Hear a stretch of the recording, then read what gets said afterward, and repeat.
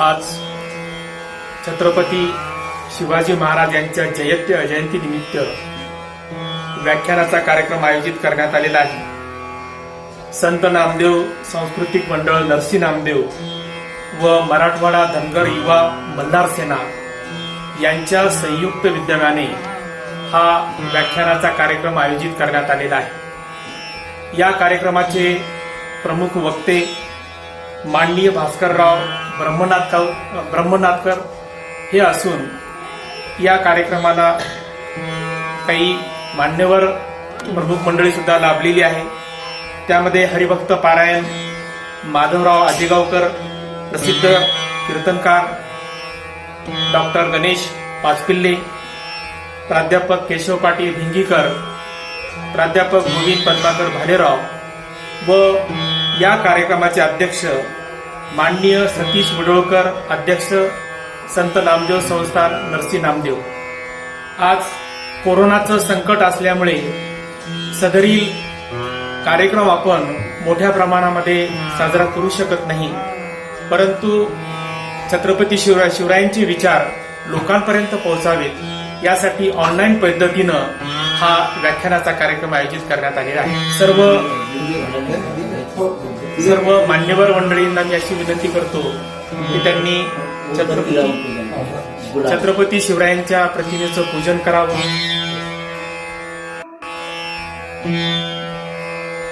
हिंदवी स्वराज्याचे संस्थापक छत्रपती शिवराय यांना आपण सर्वजण जाणून आहोतच, पण त्यांनी केलेलं जे कार्य आहे ते सर्वसामान्य लोकांपर्यंत अजून प्रभावीपणे पोहोचावं यासाठी हा व्याख्यानाचा कार्यक्रम आयोजित करण्यात आलेला आहे।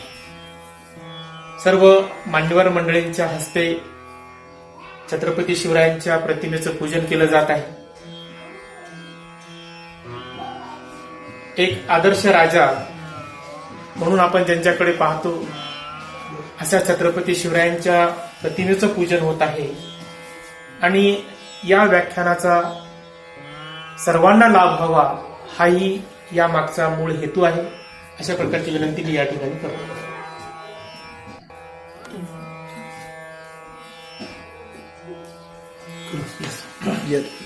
आजच्या सभेचे सन्माननीय अध्यक्ष, नरसी नामदेव संस्थानचे अध्यक्ष, त्याचप्रमाणे आमचे पूजनीय सर आजेगावकर महाराज, मल्हार सेनेचे अध्यक्ष पावडे, एकंदरीत या ठिकाणी मी उल्लेख करतो आणि आजच्या सभेला सुरुवात करतो। छत्रपती शिवाजी महाराजांच्या जीवनावर प्रकाश टाकावा असा आजच्या या व्याख्यानाचा उद्देश आहे। आपल्या सगळ्यांना माहिती आहे की 19 फेब्रुवारी 1630 शिवाजी महाराजांचा जन्म झाला। शिवाजी महाराजांनी काय कर्तृत्व गाजवलं हे कर्तृत्व त्यांच्या जीवनातून आपल्याला पाहायचंच आहे। पण एका महाविद्यालयात गेलो असताना मला जो अनुभव आला तेवढा सांगून मी आजच्या विषयाकडे वळतो। मी भगतसिंग, सुखदेव, राजगुरू, चंद्रशेखर आझाद यांचं चरित्र मांडत होतो आणि चरित्र मांडता मांडता भगतसिंगांनी सॉन्डरला गोळ्या घालून मारलं असा प्रसंग मी सांगितला। महाविद्यालय होतं, एक विद्यार्थी उठून उभा राहिला, म्हणला सर 30 वर्षापूर्वी देश पारतंत्र्यात होता, त्यावेळेला भगतसिंगांनी गोळ्या घालून मारलं हे समजू शकतो, पण आता देश स्वतंत्र होऊन 30 वर्ष झालेले आहेत, तुम्ही आता कोणाला गोळ्या घालून मारणार आहात, कशासाठी हे चरित्र सांगता? असं म्हटल्यावरून मी चरित्र थांबवलं आणि एक प्रसंग सांगितला, तो सांगून मी विषयाकडे वळणार आहे। एक राजा होता आणि त्या राजाचा एक विद्वान होता। तो निरनिराळ्या विद्वानांना चर्चेला बोलवित असे आणि ते चर्चा जी आहे ती चर्चा प्रधान हा निरनिराळ्या विद्वानाला आणून कंटाळला, नवीन विद्वानाला आणा असं राजा म्हणायचा। ते एके दिवशी त्यांनी ठरवलं की गावाच्या बाहेर गेल्यानंतर पहिल्या प्रथम जो दिसेल त्याला धरून आणायचं आणि त्याप्रमाणे त्या दिवशी त्यांनी पहिल्या प्रथम जो दिसला त्याला धरून आणलं। गुराखी होता, झाडावर चढून जी फांदी तोडायची त्या फांदीच्या शेंड्याला बसला होता असा विद्वान होता।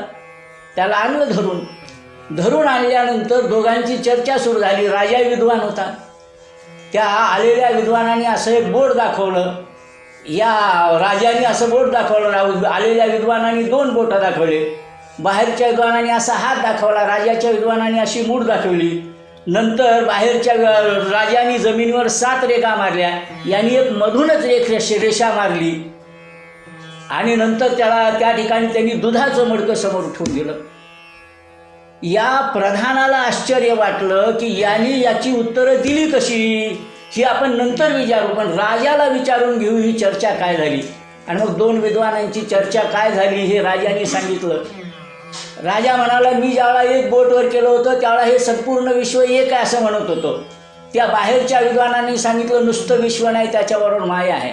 मी असं म्हणालो की हे विश्व पंचमहाभूतांनी बनलेलं आहे. त्यांनी सांगितलं नुसते पंचमहाभूत नाही, याला चालवणारी एक शक्ती म्हणून त्यांनी मूठ दाखवली. मी असं म्हणालो की या जमिनीवर 7 समुद्र आहेत. तुमच्या विद्वानांनी सांगितलं नुसते 7 समुद्र नाही, त्यात मेरू नावाचा पर्वत आहे. मी विचारलं हा मेरू नावाचा पर्वत कोणत्या सागरात आहे. तुमच्या विद्वानांनी उत्तर दिलं क्षीरसागरात, म्हणून दुधाचं मडकं समोर ठेवून दिलं. राजाला आनंद झाला की विद्वान आलेला आहे, काय दिदागी द्यायची ती दिली. नंतर प्रधानाने वेश बदलला आणि नेमकी त्यांनी काय चर्चा केली याच्यासाठी त्याच्या वस्तीत जाऊन वेश बदलून प्रधान बसला त्यांची चर्चा पाहण्यासाठी. आणि मग त्या ठिकाणी जो प्रसंग घडला तो असा घडला, बाहेरच्या विद्वानांनी काय उत्तरं दिली आपण पाहू. राजाने एक बोट वर केलं, त्यावेळेला त्याचं बोट असं तिरकं झालं होतं राजाचं, म्हणून राजाने एक बोट दाखवल्यावर तो म्हणाला, राजा म्हणाला माझा एक डोळा फोडतो. मी म्हटलं तुझे 2 डोळे फोडून टाकतो. राजा म्हणाला मी चापटेनं मारील. मी म्हणालो माझी बुक्की कुठे गेली, तुला एका बुक्कीतच पाणी पाजतो. राजा म्हणाला तुझ्याजवळ जर एका बुक्कीत पाणी पाजण्या एवढं सामर्थ्य येतं, तू कमीत कमी 7 भाकरी खात असला पाहिजे. त्यांनी सांगितलं 7 भाकरी नाही, 3.5 भाकरी खाऊनच एवढी शक्ती कमवली. म्हणून त्यांनी विचारलं अरे 3.5 भाकरी खाऊन एवढी शक्ती येते का, कशावर खात असतो. त्यांनी सांगितलं दुधात कुस्करून गोळे करून खात असतो. सांगायचं तात्पर्य काय, आध्यात्मिक चर्चा कोणत्या पातळीवरची, आणि हा म्हणतो या पद्धतीने की मी गोळे करून खातो. तसं आज चाललेलं आहे. थोर महात्मे होऊन गेले, चरित्र त्यांचे पहा जरा, आपण त्यांच्या समान व्हावे हाच सापडे बोध खरा. हा मूळ विषय न लक्षात घेता थोरांची चरित्र कशाला ऐकायची असं म्हणणारी पिढी निर्माण झाली. बाळशास्त्री हरदासांचं एक वाक्य मला निश्चित आठवतं. ते म्हणतात, जे राष्ट्र इतिहासातून मार्गदर्शन घेत नाही ते राष्ट्र विनाशाची पाऊलवाट चालत आहे असं निश्चित समजावं. म्हणून ज्यांना इतिहासातून मार्गदर्शन घ्यायचंय त्यांनी शिवाजी महाराजांसारख्यांची चरित्र वाचली पाहिजे. त्या चरित्रात सांगितलेल्या प्रसंगाप्रमाणे आपल्या जीवनाची जडणघडण केली पाहिजे, तर मानवी जीवन सुधारणार आहे हे लक्षात घ्यायचं. शिवाजी महाराजांचा जन्म 19 फेब्रुवारी 1630 झाला. शिवनेरी या ठिकाणी झाला. जुन्नर तालुका आहे. या सगळ्या गोष्टी आपल्याला माहिती आहेत. बालचरित्रात न जाता त्यांच्या जीवनाकडे प्रकाश पाडताना मी एका मुद्दाम महत्त्वाच्या गोष्टीचा उल्लेख करणार आहे. शिवाजी महाराजांच्यावर अनेकांनी काव्यरचना लिहिल्यात, पण सर्वात जास्त काव्यरचना जर कोणाची प्रसिद्ध असेल तर ती समर्थांची आहे. म्हणून समर्थांनी जे शिवाजी महाराजांच्याबद्दल म्हटलंय ते आपण पाहूया आणि नंतर चरित्राकडे वळूया. समर्थ म्हणतात, या भूमंडळाचे ठाई धर्मरक्षा ऐसा नाही, महाराष्ट्र धर्म राहिला काही तुम्हा कारणे. या पद्धतीने शिवाजी महाराजांचं वर्णन करताना योग्य शब्दात शिवाजी महाराज समजून घ्यायचे असतील तर समर्थांची ही काव्यरचना आपण जरूर समाजासमोर ठेवली पाहिजे. शिवाजी महाराजांचं वर्णन करताना पुढे ते म्हणतात, निश्चयाचा महामेरू बहुत जनांशी आधारू, अखंड स्थितीचा निर्धारू श्रीमंत योगी. पुढे ते म्हणतात, वरदवंत यशवंत कीर्तिवंत सामर्थ्यवंत पुण्यशील नीतिवंत जाणता राजा. आज जाणता राजा हा एवढा शब्द सगळीकडे प्रसिद्ध आहे, पण नेमका तो कोणाच्या काव्यातून आला असं जर कोणाला विचारलं तर बऱ्याच वेळा सांगता येत नाही. ते आपण लक्षात घ्यायचं. शिवाजी महाराजांना जाणता राजा हा शब्द प्रयोग केला आहे तो समर्थांनी केलेला आहे. सांगायचं तात्पर्य, समर्थ हे त्यांचे गुरु होतेच आणि समर्थांनी शिवाजी महाराजांचं योग्य शब्दामध्ये वर्णन करताना आणि पुढे म्हटलंय, देवधर्म गोब्राह्मण करावया संरक्षण, हृदयस्थ झाला नारायण प्रेरणा केली. त्याच्याही पुढे जाऊन आपल्याला जर शिवाजी महाराजांच्या बद्दलचं समर्थ काय म्हणतात हे पाहायचं झालं तर धर्मरक्षणासाठी ईश्वराचे अवतार, मागे झाले पुढे होणार देणे ईश्वराचे, या पद्धतीने समर्थांनी शिवाजी महाराजांचा गौरव केलेला आहे. अशा एका थोर संतांनी एका राजाचा गौरव करावा, इतका हा राजा थोर आहे. आणि म्हणून या राजाचं चरित्र आम्ही निश्चित स्वरूपामध्ये वाचलं पाहिजे. थोर आहे म्हणजे नेमकं काय हो, कोणत्या कारणाने आम्ही थोर म्हणतो? आमच्या भारतीय संस्कृतीने काही आचारसंहिता ठरवलेली आहे. मानवी जीवन म्हणून त्या आचारसंहितेप्रमाणे जो वागतो तो आमच्या दृष्टीने थोर राजा असतो, हे आम्ही लक्षात घेतलं पाहिजे. आणि शिवाजी महाराजांनी अशा धर्माचं रक्षण केलं आहे.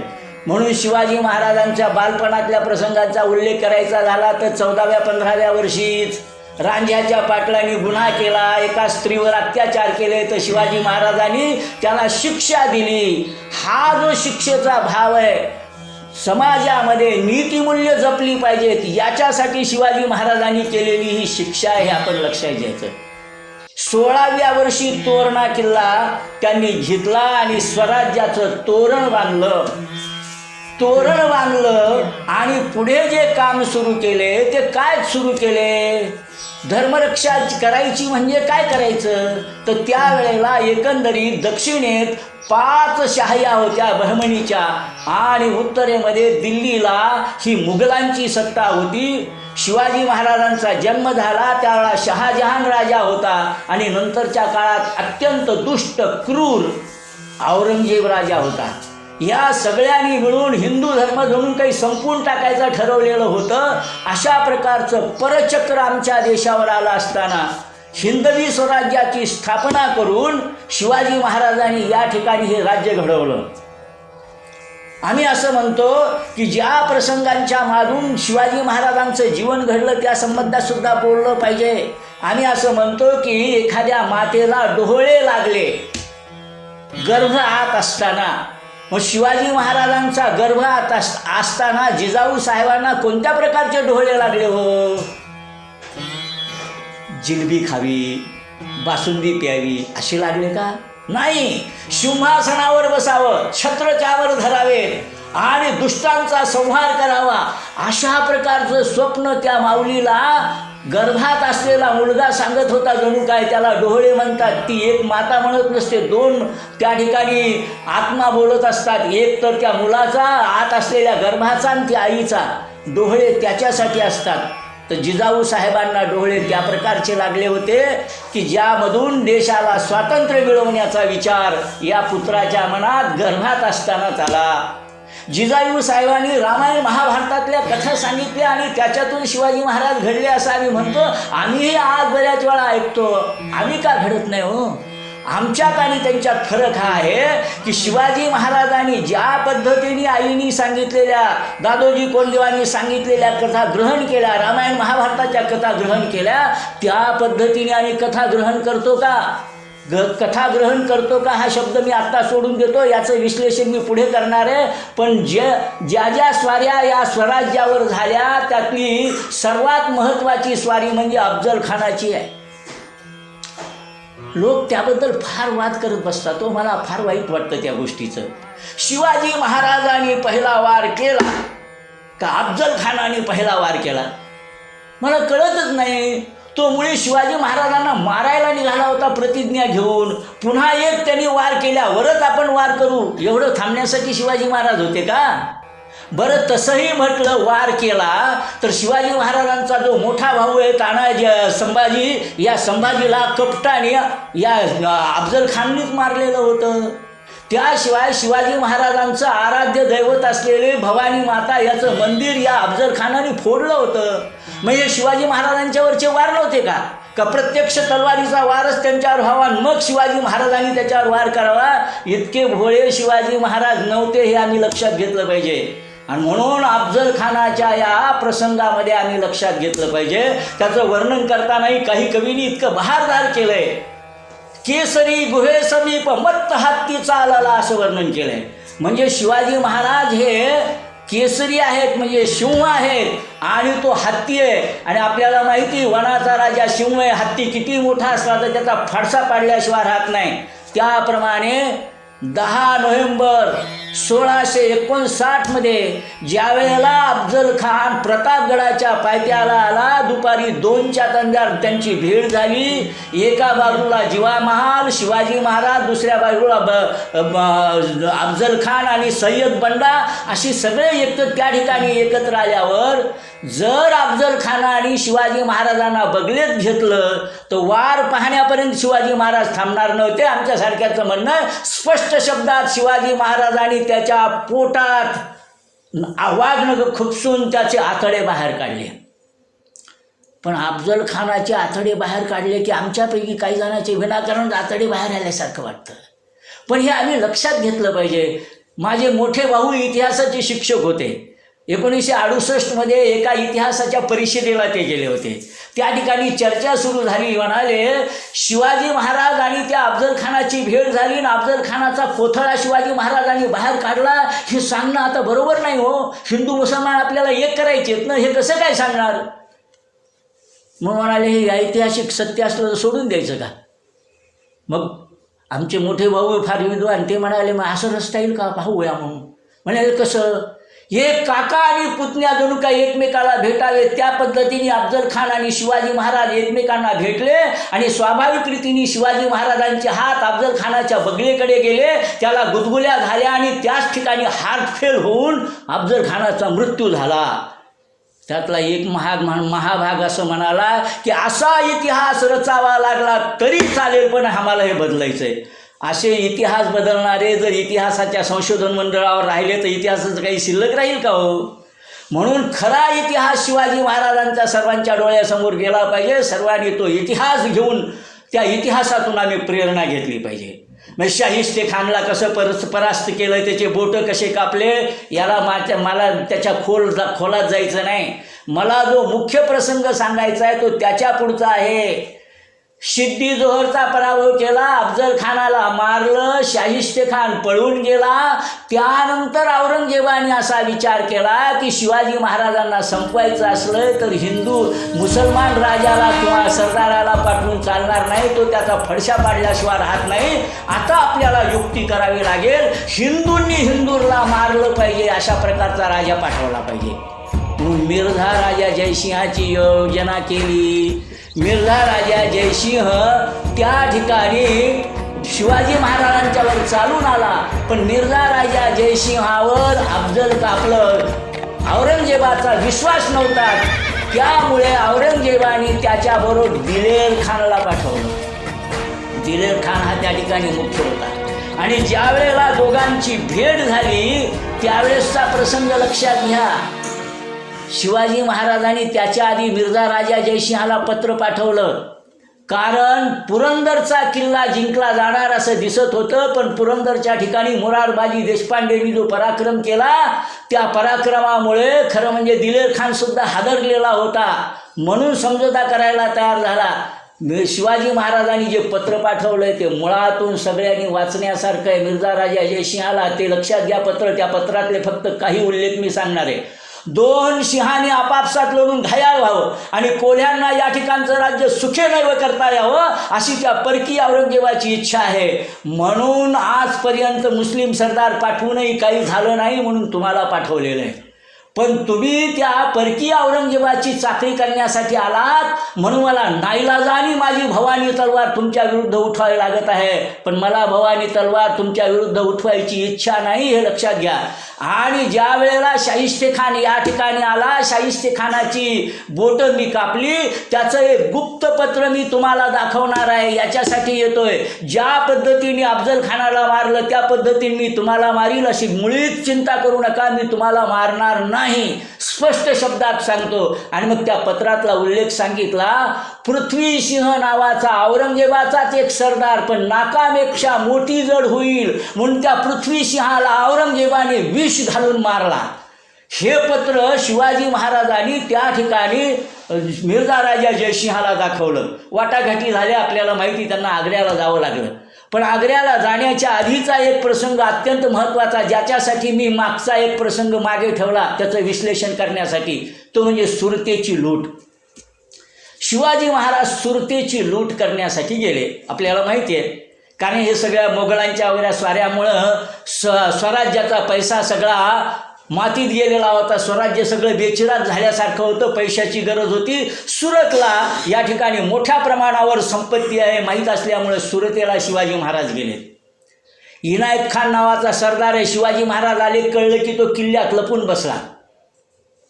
शिवाजी महाराजांनी 3 दिवस लूट केली, त्या ठिकाणी संपत्ती गोळा केली आणि त्या इनायत खानने आपला एक वकील शिवाजी महाराजांच्याकडे पाठवला. वकील आले, म्हटलं की आम्ही त्याला मारत नाही.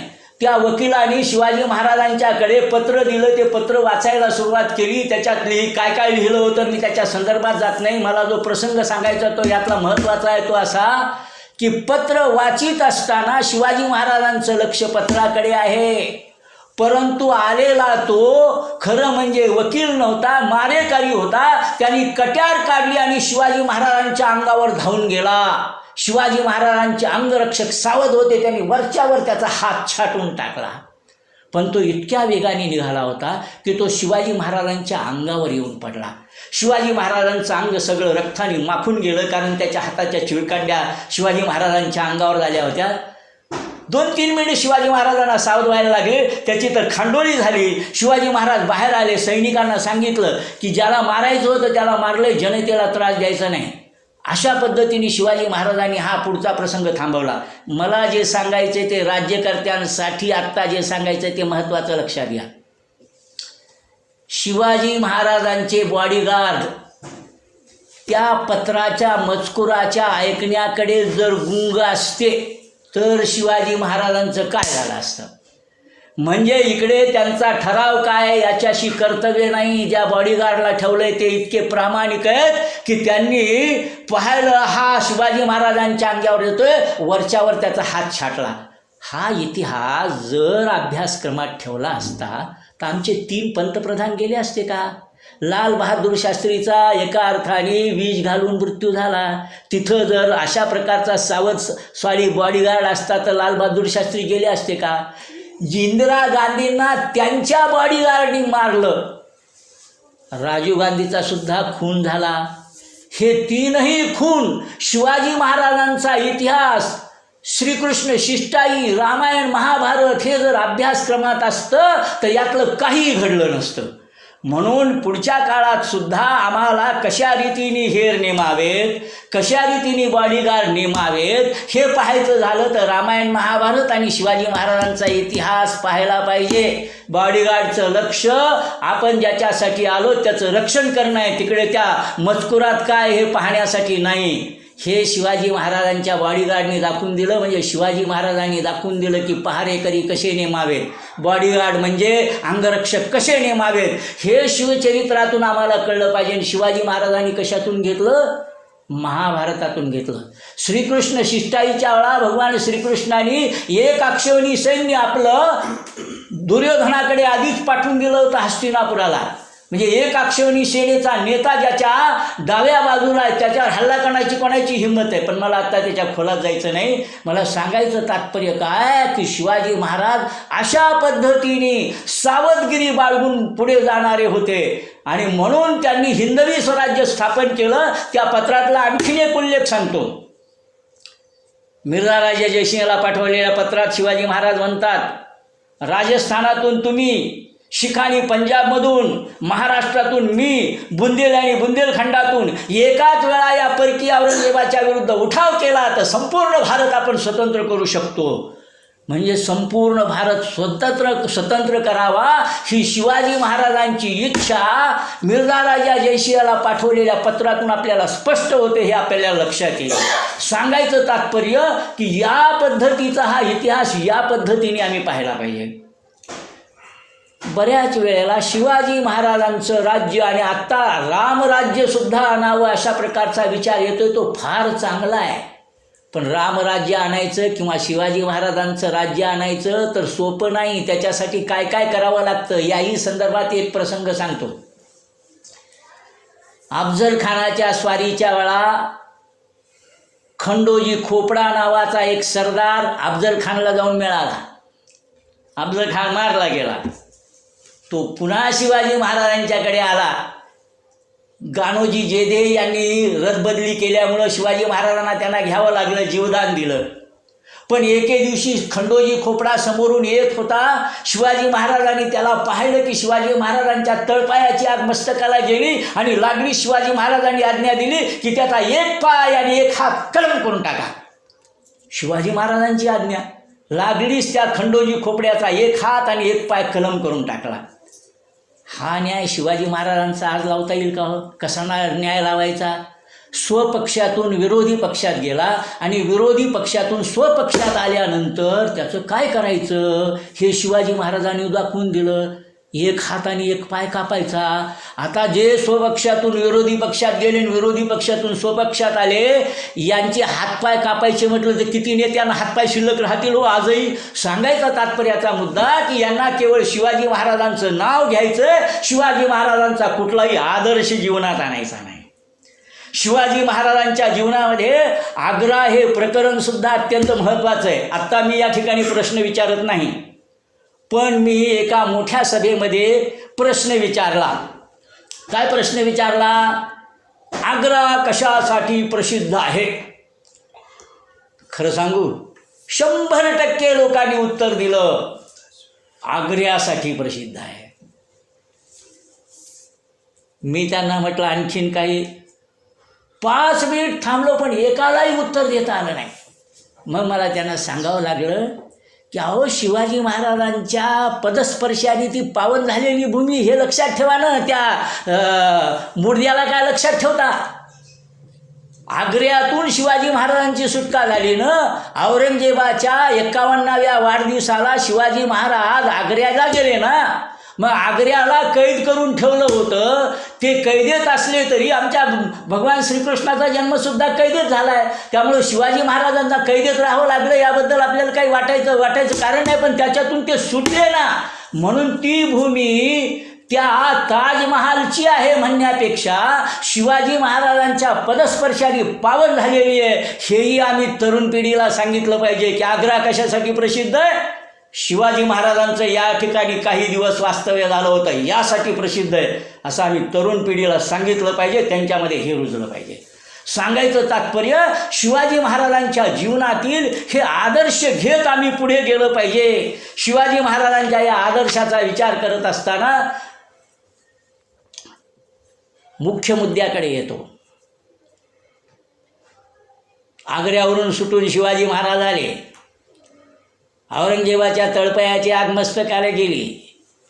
शिवाजी महाराजांनी आधी उलटं जाऊन मथुरेला संभाजी महाराजांना सोडलं. संभाजी महाराज 9 वर्षाचे होते. कोणाकडे सोडलं तर मोरोपंत पिंगळे हे जे शिवाजी महाराजांचे पंतप्रधान आहेत, म्हणजे पुढे पंतप्रधान झालेले, पण एक सरदार, त्यांच्या मेहुण्याकडे सोडलं.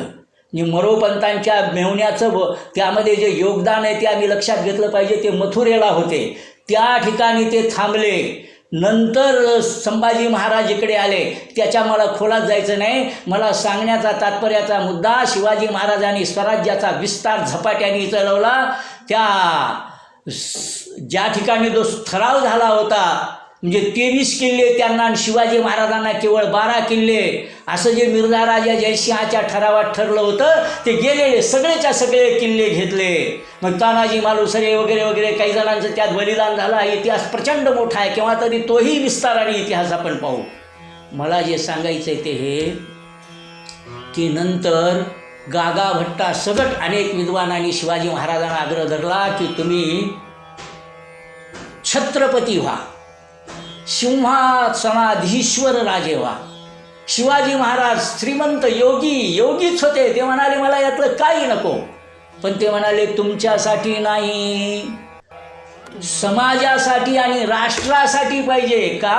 हिंदू समाजात गेल्या 500 वर्षामध्ये कोणी राजा होऊ शकतो, दक्षिणेत असे राहिलंच नाही. राजे फक्त मुसलमान होऊ शकतात आणि त्याच्यासाठी काही जण मंत्र म्हणू शकतात, पण हिंदूंचा राजा होऊ शकत नाही.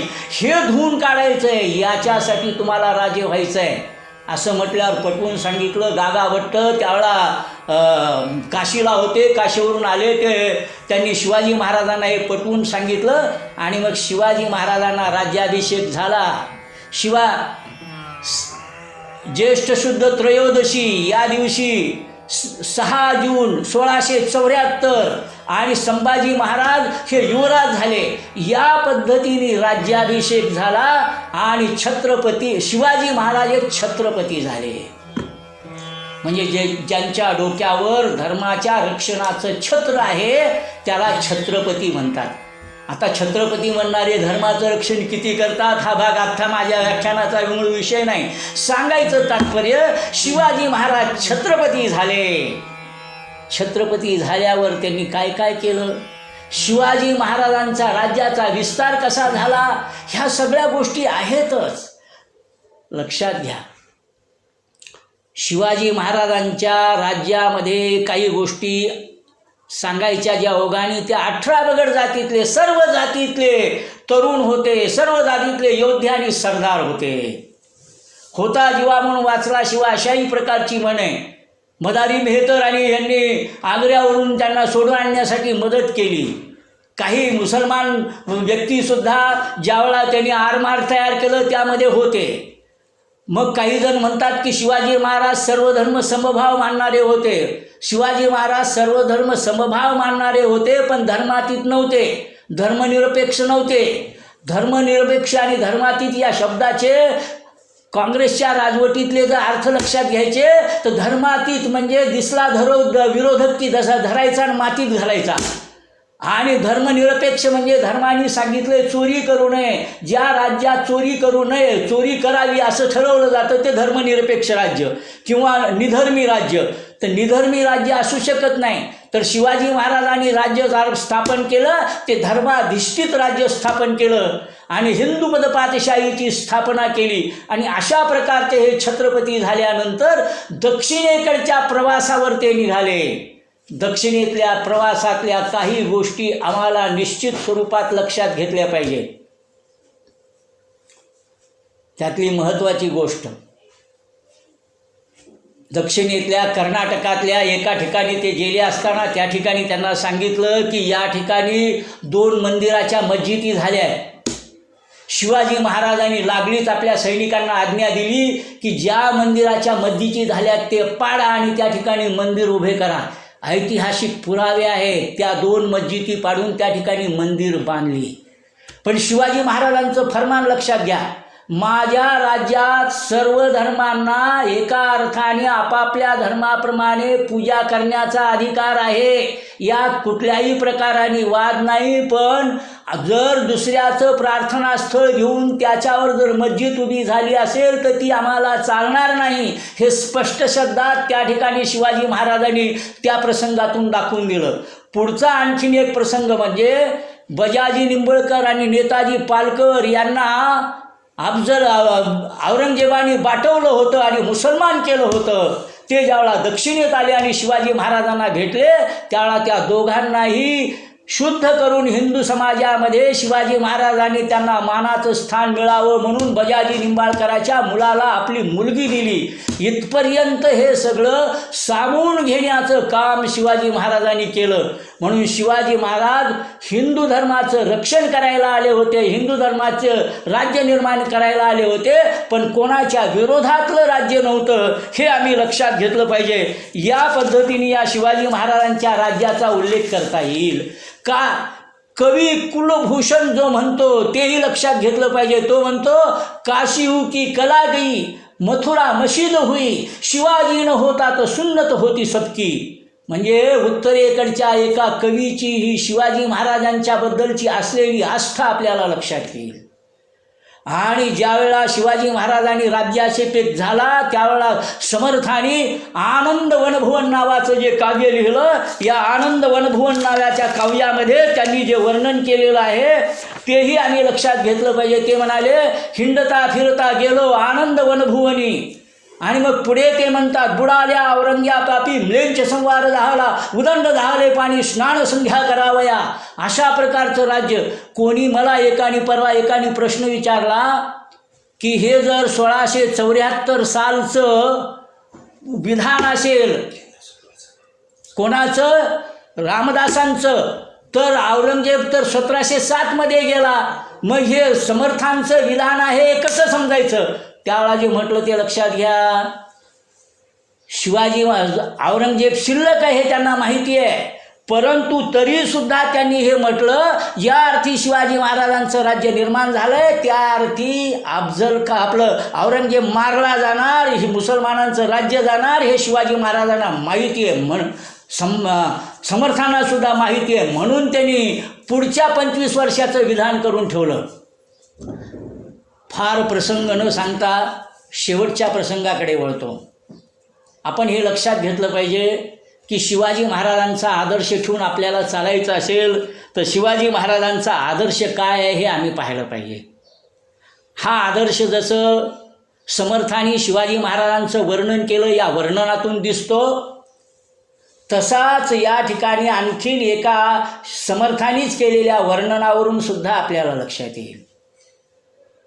संभाजी महाराजांनी मधल्या काळात द्रोह केला, संभाजी महाराज पुन्हा परत आले, शिवाजी महाराज गेल्यानंतर ते राजे झाले आणि संभाजी महाराजांनी काही प्रमाणात आपल्याच काही माणसांना मारलं, परंतु समर्थांचे शिष्य असल्यामुळे समर्थांच्याकडे मी काय करावं असं ज्यावेळा विनंती केली त्यावेळा समर्थांनी संभाजी महाराजांना जे पत्र पाठवलं त्या पत्रातला काही मजकूर मी आपल्यासमोर ठेवतोय हे लक्षात घ्यायचं. संभाजी महाराजांच्या संदर्भामध्ये तर त्यांनी लिहिलंच, काय लिहिलं, अखंड सावधान असावे, दुश्चित कदापि नसावे, तजवीज करीत राहावे एकांत स्थळी. पुढे ते म्हणतात, काही उग्रस्थिती सांडावी, काही सौम्यता धरावी, चिंता परावी करावी, अंतर्यामी. काही जर माणसं चुकले असतील तर त्यांना क्षमा करा असाही या पत्रात मोठ्या प्रमाणावर उल्लेख आहे, हे आपल्याला लक्षात घ्यायचं. आणि पुढे सांगितलं त्यांनी, जनाचा प्रवाह चालवला म्हणजे कार्यभाग जाहला, जन ठाई ठाई टुंबला म्हणजे खोटे.